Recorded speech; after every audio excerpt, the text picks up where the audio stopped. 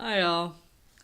It's still Pride Month and I haven't uploaded a video in June, so let's do this. I wanted to read you a Facebook post I made on October 12th, 2020, which was National Coming Out Day, to give you an insight on what it was like for me to grow up as a pansexual person. I think it's hilarious, and I hope you get a good chuckle out of it too.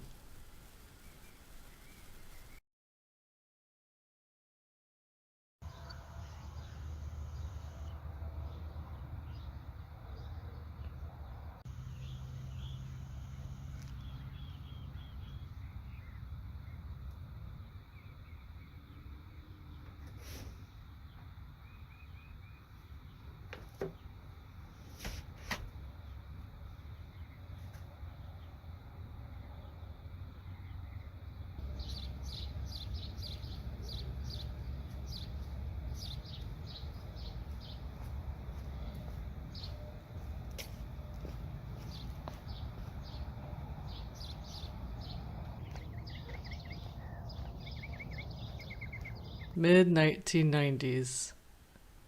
Since I was a kid, I've always preferred toys, TV shows, and video games created for boys. They just have the tendency to look so much cooler than anything I've seen made for girls, mainly dolls and feminine accessories. I remember I just liked wearing dresses, but I didn't want to dress in boy clothes either. I wanted to dress in a way that wasn't too girly, but also in a way that won't prompt others to ridicule me for looking like a boy when I'm supposed to look like a girl. I ended up wearing a few dresses anyway, but at least they were comfortable. At one point, I asked my parents if I might get a short haircut. Not because I wanted to look like a boy, but because I had a classmate in the first grade who had short hair despite being a girl, which told me that it was okay for girls to have short hair. And she looked lovely and still feminine. My parents said no, and that girls are supposed to have longer hair, nothing short than a bowl cut. So I had longer hair up until middle school.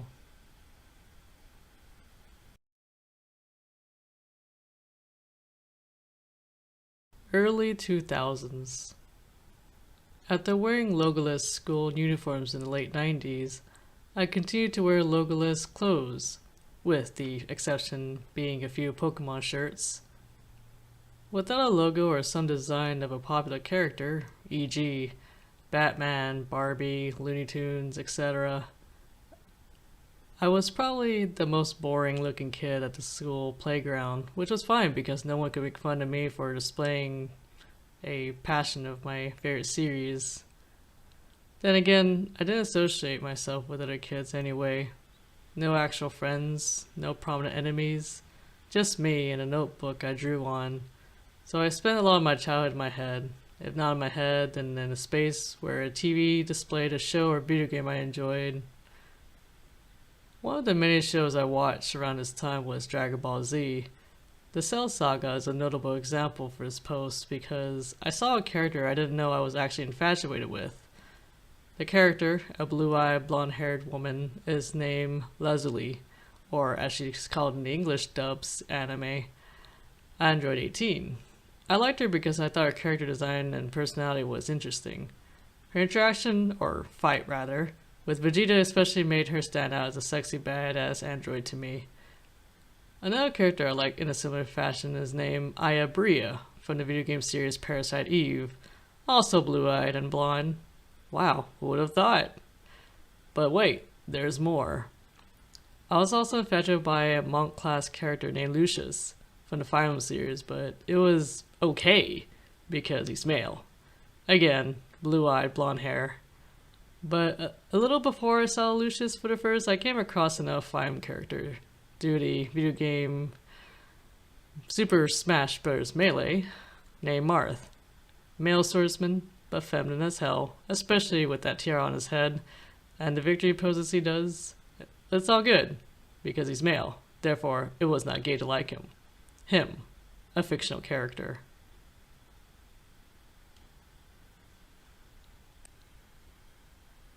mid, late 2000s.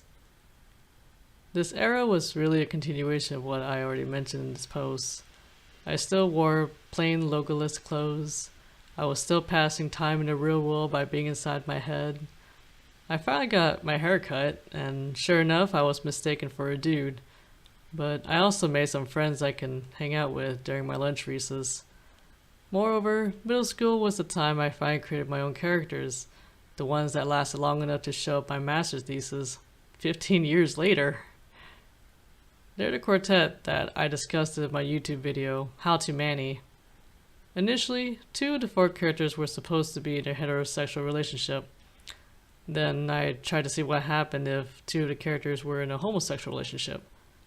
Ultimately, I decided to seal their fate as single teens by making the 4 characters cousins, though not necessarily all blood related. So I guess my quartet is just a deep dub of the Sailor Moon anime. It's also important to note that I've never been in a relationship as a teen, let alone dated anyone. A few guys have asked me out, but watching too much Jerry Springer and Maury made me afraid of jeopardizing my future by becoming the young mother of a baby fathered by some immature dude.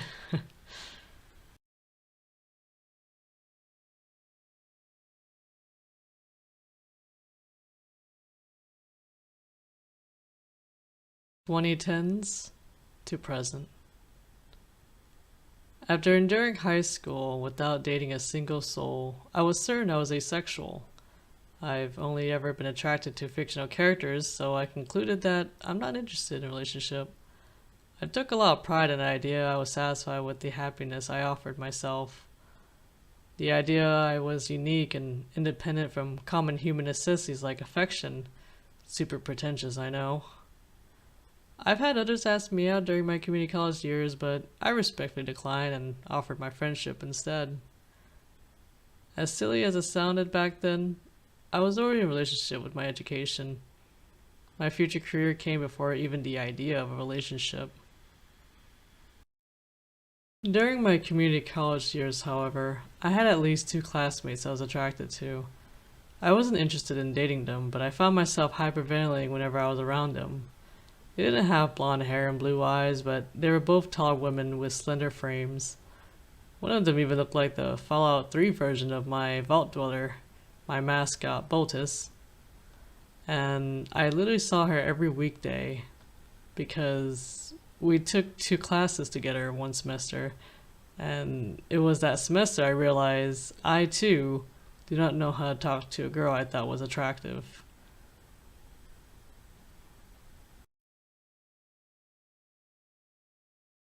At my university, there was only one classmate I had that I thought was kind of cute.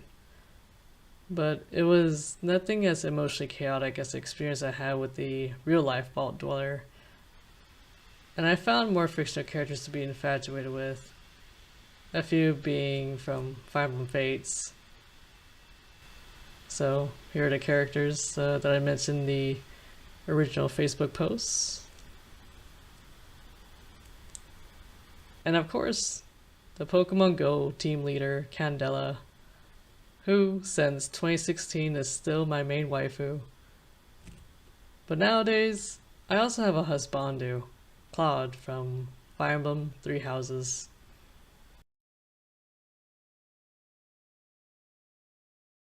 Just when I thought I've gotten over being infatuated with real people, I met a classmate during my first semester of graduate school who was also tall and slender.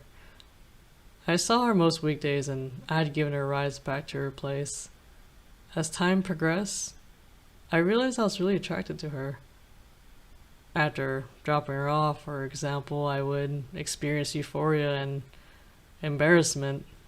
I didn't want my emotions to lead me to do something that would startle her whenever we would meet again.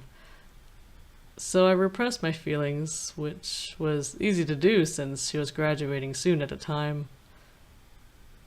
But then, at a gathering hosted by one of my program's faculty members, she showed up and I was crazy enough to play guitar privately for her. I played a song by one of our favorite bands.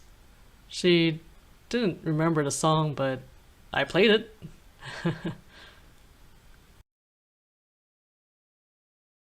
After reading what took me hours to write, one would be certain of my sexuality, but they may be surprised to learn that I'm in a straight passing relationship with someone who is male. Neither one of us is heterosexual because we're still attracted to other people regardless of their gender identity. Though, I hate to admit it, but our relationship seemed to have kept me safe from any reaction my more traditional relatives might have if they knew about my sexuality. More importantly, I love the person I'm with. We understand and accept each other for who we are. I would even go as far as to say we embrace one another's sexuality. You looking at that guy over there? He's pretty hot. Do you see that chick behind us? Isn't she gorgeous? How about that androgynous individual? You look incredible in that outfit.